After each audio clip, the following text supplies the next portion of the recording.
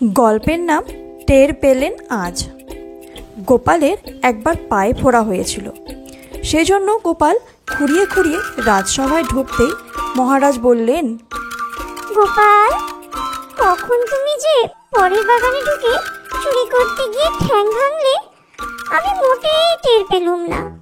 গোপাল মুচকি হেসে বললে, হুজুর, আপনিও আমার সঙ্গে সেই পেয়ারা বাগানে ঢুকেছিলেন, কিন্তু আপনি কাছে ওঠেননি বলে মোটেও টের পাননি।